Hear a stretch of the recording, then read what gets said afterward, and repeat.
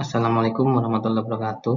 Perkenalkan, nama saya Rizka Indra Purnomo dari kelas MJ201.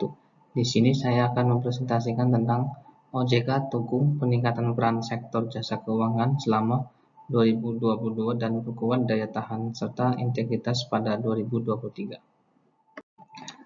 Perkembangan sektor jasa keuangan.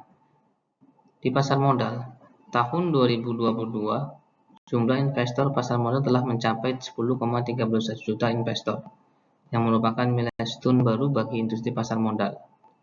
Dukungan kemudahan masyarakat mengakses instrumen pasar modal dan perluasan kanal distribusi, terutama secara digital, mendukung lonjakan pertumbuhan investor sebesar 37,68%.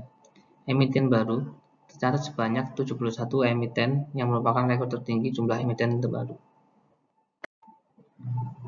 Dan untuk indeks harga saham gabungan telah mencapai level 6.850,52 pada tanggal 28 Desember 2022, meningkat 4,09% dari posisi 30 Desember tahun 2021. Pertumbuhan indeks harga saham gabungan tersebut bahkan sempat menembus rekor baru, yakni pada level 7.318,016 pada September 2022. Perhimpunan dana di pasar modal 2022 tembus sampai 267,73 triliun rupiah. Otoritas Jasa Keuangan mencatat sepanjang 2022 terdapat 233 emisi dengan total penghimpunan dana di pasar modal mencapai 267,73 triliun rupiah. Meski pasar saham dan obligasi nasional masih bertahan, menurut data Otoritas Jasa Keuangan, nilai aktiva bersih atau dana kelolaan reksadana nasional turun sepanjang 2022 dan mencatat penjualan bersih 2 tahun berturut. Kinerja reksadana mengalami penurunan tercermin dari penurunan nilai aktiva bersih sebesar 1,47% di sepanjang Desember, menjadi 504,62 triliun dan tercatat penjualan bersih net redemption sebesar 0,76 triliun rupiah. Perkembangan sektor jasa keuangan di bidang perbankan. Kredit perbankan tumbuh 11,16% secara tahunan menjadi 6,347 triliun rupiah per November 2022. Utamanya ditopang oleh kredit investasi yang tumbuh 13,15% secara tahunan. Sementara kredit modal kerja dan kredit konsumsi masing-masing tumbuh 11,27% dan 9,10% secara tahunan. Himpunan dana pihak ketiga tumbuh 8,78% secara tahunan menjadi 7.974 triliun, utamanya didorong oleh tabungan dan deposito. Perkembangan perbankan yang baik juga tercermin dari kondisi likuiditas yang ample, tercermin dari rasio alat likuid terhadap non-core deposit dan DPK masing-masing sebesar 134,97% dan 30,42%. Permodalan bank juga tergolong kuat dan diyakini mampu menyerap risiko yang dihadapi dengan CAR sebesar 25,49%. Risiko kredit cenderung menurun tercermin dari rasio NPL baik dari gross dan net masing-masing sebesar 2,65% dan 0,75%.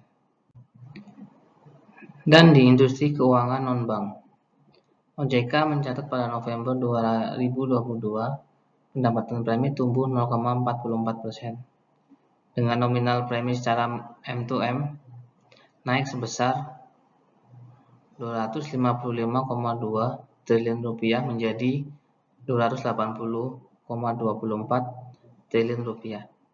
Sedangkan piutang pembiayaan tumbuh sebesar 12,96% menjadi 409,49 triliun. Aset dana pensiun naik sebesar 5,06% menjadi 341,87 triliun rupiah. Fintech P2P lending tumbuh secara signifikan karena pandemi COVID-19 sebesar 72,68% menjadi 50,30 triliun rupiah. Permodalan di sektor IKNB terjaga dengan risk-based capital.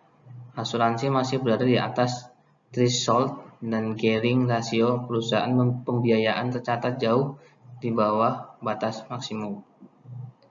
Kemudian perusahaan asuransi permodalan masih cukup kuat yang ditandai dengan tingkat risk-based capital asuransi jiwa dan asuransi umum sebesar 324,34% dan 479,88%, jauh di atas batas ketentuan sebesar 120%.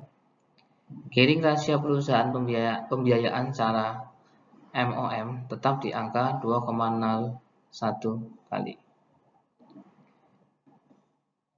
NPF perusahaan pembiayaan secara gross turun dari 2,54% ke angka 2,48%. Ya, berikut kebijakan OJK di sektor jasa keuangan tahun 2022. Mitigasi peningkatan risiko eksternal terhadap stabilitas sektor jasa keuangan. Kebijakan mendukung pemulihan perekonomian nasional, penguatan infrastruktur sektor jasa keuangan, penguatan pengawasan serta integritas pasar dan sektor keuangan, peningkatan literasi dan inklusi keuangan serta penguatan perlindungan konsumen, upaya enforcement atau penegakan hukum, peningkatan governance di sektor keuangan, dukungan terhadap inovasi keuangan digital. Berikut program edukasi dan perlindungan konsumen 2022. Opini. OJK berkomitmen terus melaksanakan program edukasi keuangan secara masif, baik secara tatap muka, offline maupun daring online, melalui learning management system dan media sosial.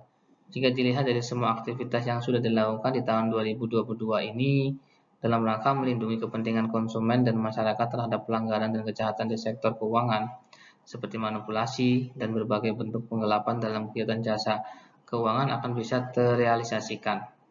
EPK sudah melakukan sampai 1.897 edukasi keuangan guna meningkatkan pemahaman masyarakat dan konsumen mengenai lembaga jasa keuangan, serta produk dan jasa yang ditawarkan di industri keuangan seperti inklusi keuangan, menyebar 482 TPAKD, merespon 14.764 pengaduan dan 17.960 iklan di sektor jasa keuangan.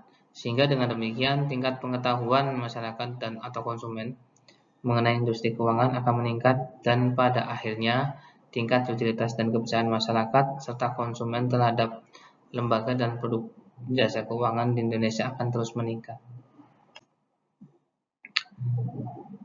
Kebijakan OJK di sektor jasa keuangan di tahun 2022. Opini. Dengan OJK mengambil beberapa kebijakan antisipatif dan terukur di 2022 dalam rangka menjaga stabilitas sektor jasa keuangan, memperkuat ketahanan industri jasa keuangan dan meningkatkan dukungan sektor keuangan dalam pemulihan perekonomian nasional, sudah memberikan dampak positif untuk perekonomian nasional. Dilihat dari torehan hasil di RDKB akhir tahun 2022 menunjukkan hasil positif dan mampu mengoptimalkan sumber pertumbuhan ekonomi baru dan langkah mitigasi. Dengan begitu, stabilitas sektor jasa keuangan tetap terjaga dan kinerja intermediasi lembaga jasa keuangan tetap tumbuh kuat sehingga berkontribusi mempertahankan kinerja perekonomian nasional di tengah masih tingginya ketidakpastian global. Oke, sekian presentasi dari saya. Kurang lebihnya saya mohon maaf. Wabillahi taufiq wal hidayah. Wassalamualaikum warahmatullahi wabarakatuh.